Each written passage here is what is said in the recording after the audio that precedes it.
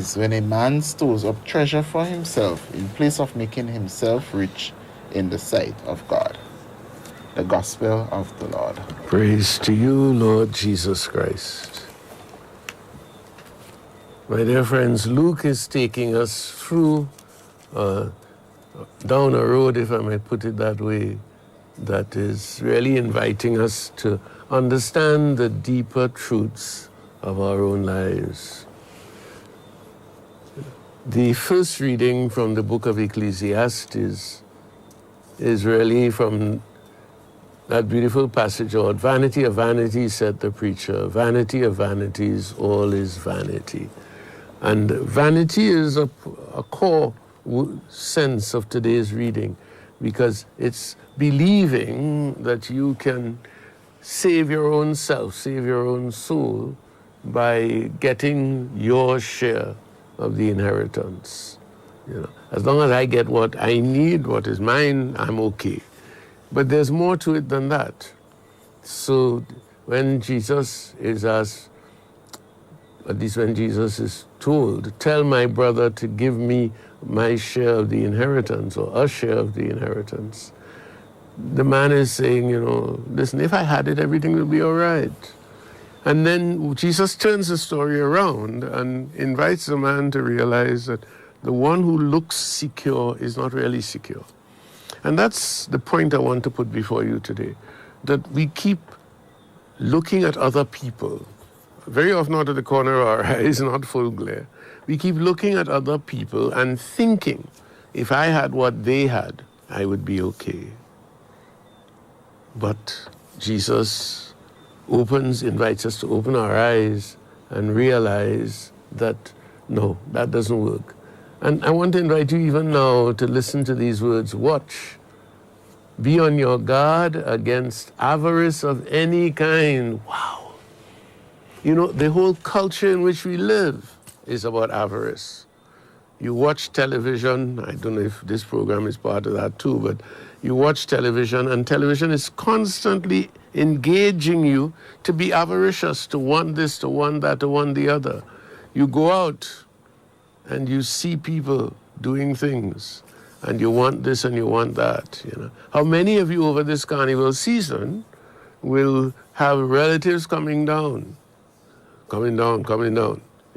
and they have things, and you want what they have. Somebody said something to me last Saturday, which I really didn't know. He said, people will borrow things when they come into Grenada on holiday and wear it as if it's theirs. And stupid people, sorry about that, but this is not what the person said, jealous of you for what is not yours. I don't know how widespread that story is true, but it's an interesting thing to think about. How often are we envious of people who do not own what we are jealous of them for?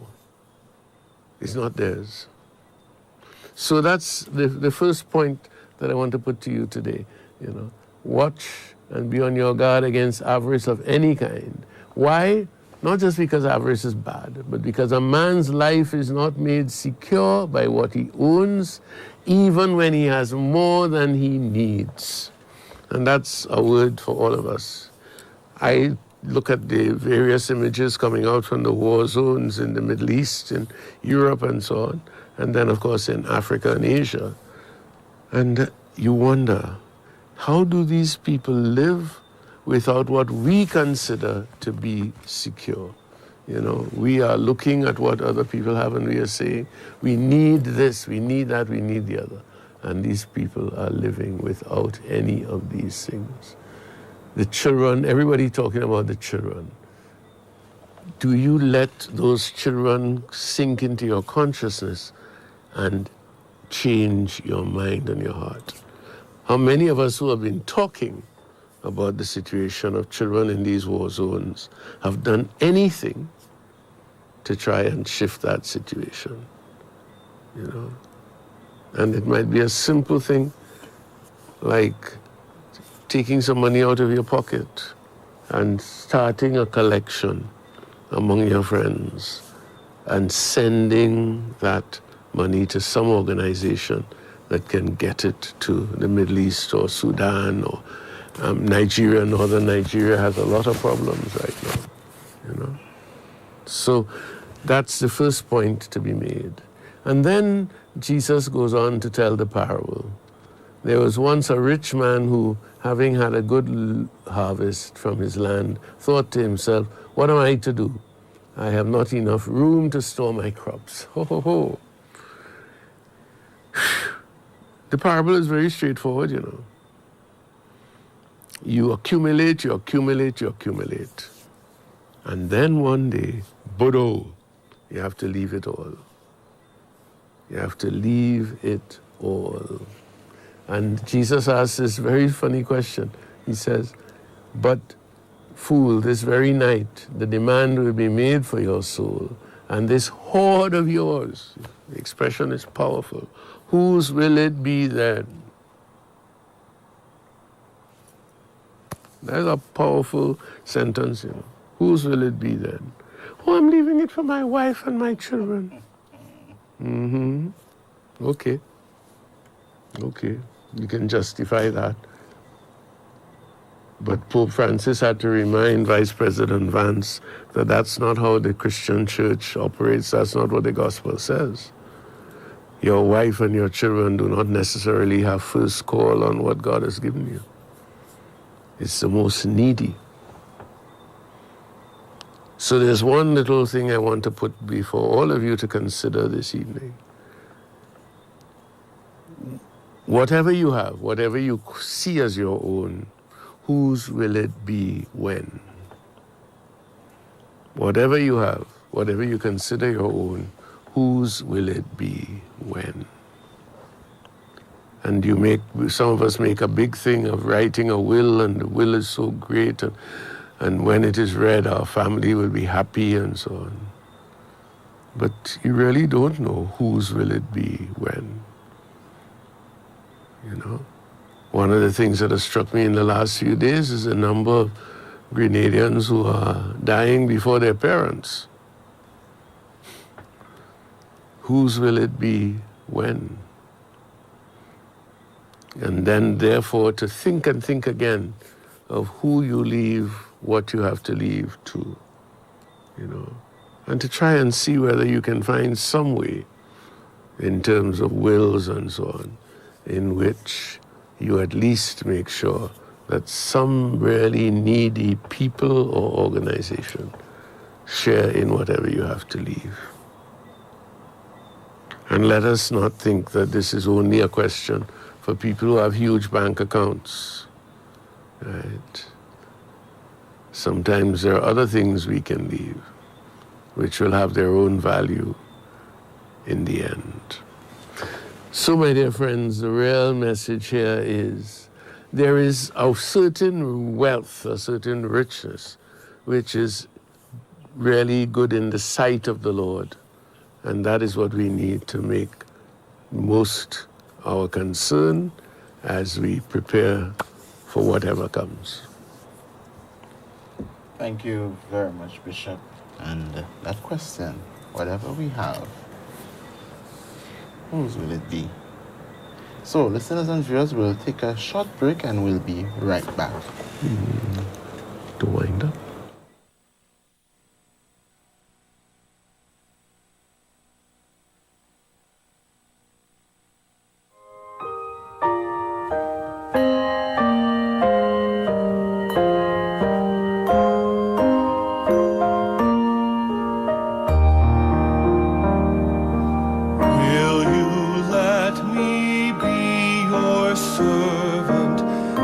To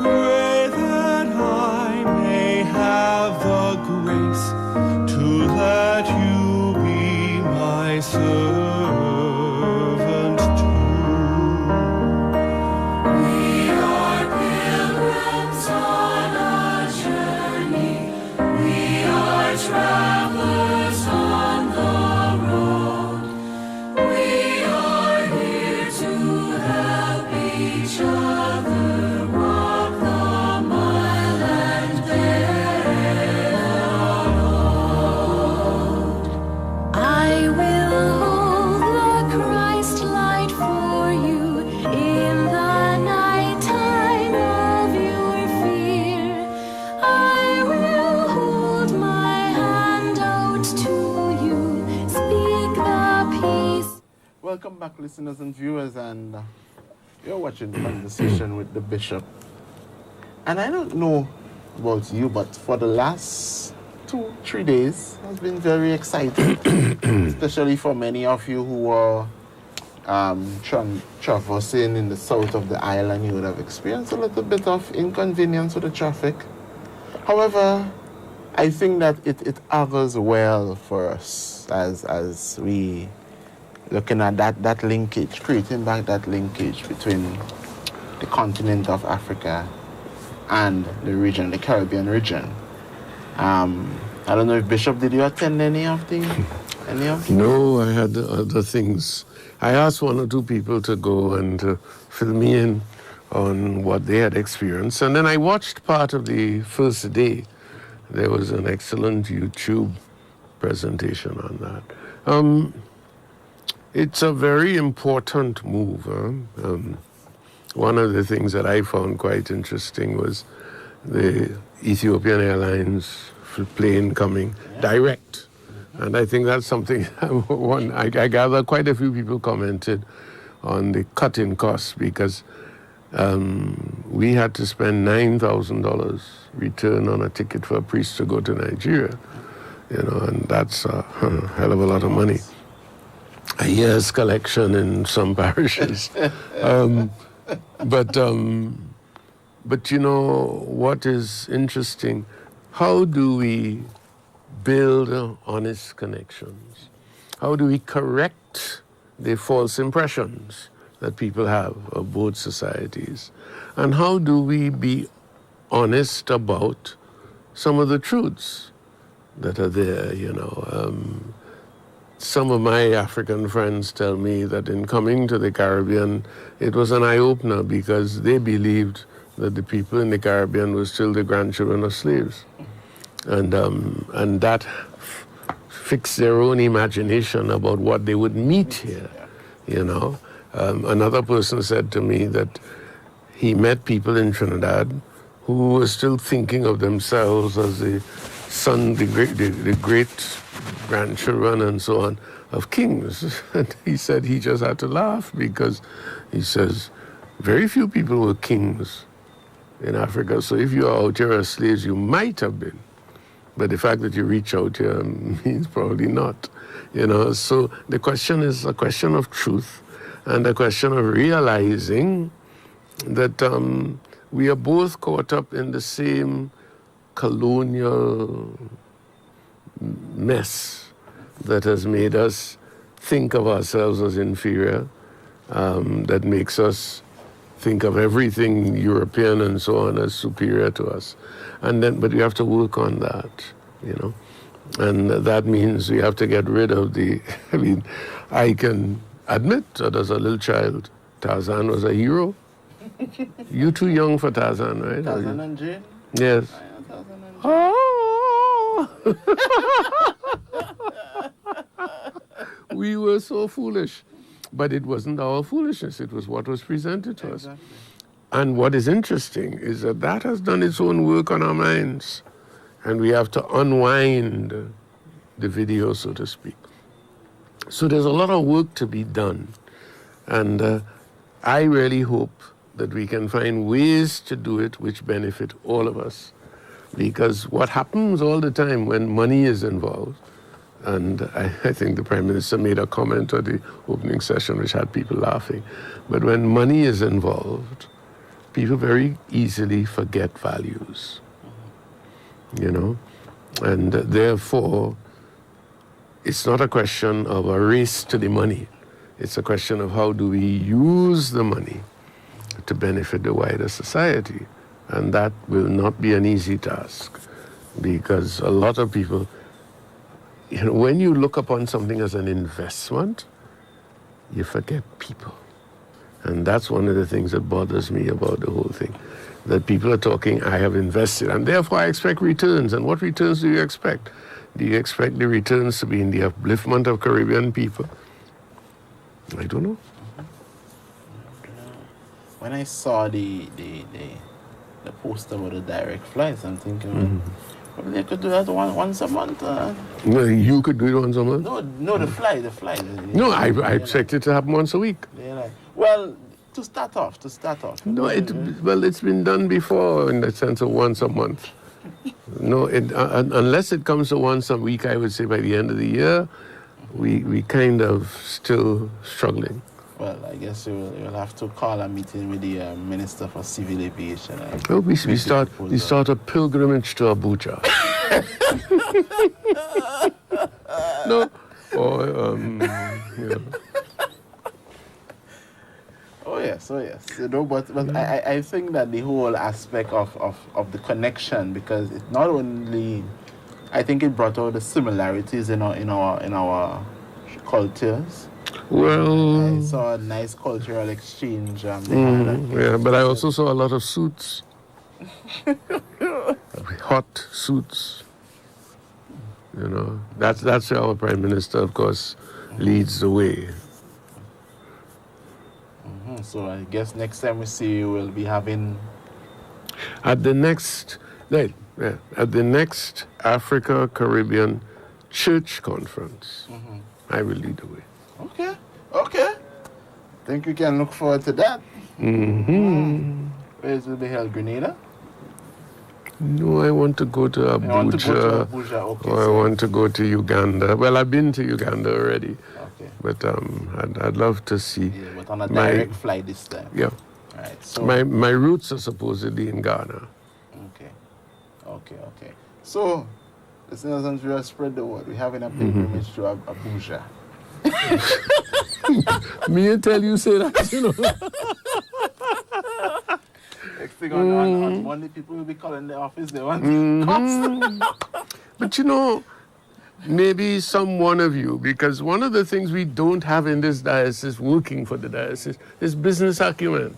Perhaps one of you can come up with something where over a 3-year period, you can develop something where people with a monthly contribution save enough money to go on a pilgrimage to the shrine of the Uganda martyrs. You know, maybe you could take in 3 stops, you know, Nigeria, Ghana, and well, of course, Uganda is kind of far off on the other side. But maybe we could organize something like that. Yes. So probably. And we have to charge enough money in the saving run up to it, because 3 years to save enough money to include 2 GNCC people as press. So you won't have to pay. Well, I think we'll have to ask Rutina to organize that, because she's on pilgrimage right now to Rome. But she knows how to organize the money. Well, I guess she's building the experience. I hope you're listening, Rutina. They're playing a heavy burden on you. So, all in all, Bishop, I think that this is a very good movement for the region, not just Grenada, but for the region of Africa. Right? And then that brings us to what we started off with, emancipation. Oh boy, that's a tall one. There's a song which I always go back to on emancipation days. Oh, freedom. Oh, freedom. Oh, freedom, Lord, for me. And before I be a slave, I'll be buried in my grave and go home to my Lord and be free. Before I be a slave, I'll be buried in my grave. I prefer to die rather than to submit to slavery. You know, that is a powerful. Nina Simone sang it most movingly, you know. And I always find that hits the core of what emancipation ought to be about. And the real challenge for Christians is, how do we help our Christian faithful to take up the challenge of the journey to emancipation? Emancipation did not take place in 1848 or whenever it was supposed to have taken place. We began the process of emancipation at that time. We began a process. And if we are to really live it, we have to keep moving on. We have to keep moving on. We have to keep looking to see the ways in which, and this is part of our problem, not only are we still enslaved, but ways in which people are constantly trying to enslave us further. And this is a particular challenge with the media in our time. People are constantly playing with your head, emancipate yourself from mental slavery. None but ourselves can free our minds. And people are thinking only of the slaveries that they see as having happened so many years ago, or maybe happening before independence and so on. But the challenge of our time is that even now, people are constantly trying to enslave us. And this is not only a question for black people against white people or the colonial challenge. It is right now, it is people, ordinary people, against oligarchs and those who would try to dominate the autocratic challenge, as they call it sometimes, dominate the lives of most people so that they can keep you down. And this is why it's so important. And it's something that we in the Caribbean have to think long and hard about, because we are talking a lot about reparations and so on, and I'm all for reparations. But while we are struggling for reparations, there are other kinds of slaveries developing in our societies, right, from which, unless we are careful, we may become totally unable to emancipate ourselves. So I want especially to appeal to all of those bright young people who are entering into the conversations of our times, into the AI issues, and so on. There are young Caribbean people who are becoming more and more aware of these things. Stay with it. Make sure you become the best you can become. But then also make sure that you are constantly asking yourself, what can I do as a Caribbean person, as a Caribbean Christian or Catholic, to make sure that I don't get sucked into the new webs that is not just spiders weaving, There's all kind of other creatures weaving to keep us locked in, to keep us enslaved. So Bob Marley was right for his time, but our time requires more than Bob Marley to take us out of the mental and intellectual and sometimes physical slaveries that we can get hooked into. Thank you very much, Bishop. And as you know, we are out of time, and I do hope that the program would have gotten some message from the program. Please let us know what you think and where you think we ought to go, especially if you're looking on Facebook and get that message through Facebook or whatever other platform. Maybe our streaming can give you some information as to how you can let us do it. Oh yes, I see you're watching a special evening edition conversation. Is this the first and the last? That's the question that we now have to ask ourselves. So, listeners and viewers, we thank Bishop. For not, at least we know your bedtime is not early, so we know you can do another one. But listeners and viewers, we thank you. It's a very long weekend. Some of our parishes have harvest. St. Dominic's, which is Piti Bakai, which is on the St. Dominic's, that's Good Shepherd. They have the harvest tomorrow. Our Lady of the River Sally. I think has something, isn't it? River Sally? I know they had Sarakite. Can't remember if it's harvest. Concord, which is Our Lady of the Rosary, they're on the Christ the King Parish. They have the harvest tomorrow also. Also, Florida, which is on the St. Peter's Parish, they also have the harvest tomorrow. I hope I'm not. And St. Matthew's RC, Budge Grove, also have the harvest tomorrow. So if you want to take the family along for a drive, or if you just want to attend one, but be sure to attend one. Our harvests are usually a family fun event. So we thank you for viewing, and we say, be safe out there. Have a wonderful weekend, and on Sunday we will be broadcasting Mass at 5 p.m. from St. Paul's. Yes. It's the 40th anniversary of Father Leroy Hopkins. So we say thank you for watching, and we look forward to you joining us on our next episode, whether it be morning or evening. Or night. Just join. Or night. Thank you for joining us. Do have a wonderful weekend. Sleep on. Oh, freedom. Oh, freedom. Oh, freedom over me. And before I'll be a slave, I'll be buried in my grave and go home to my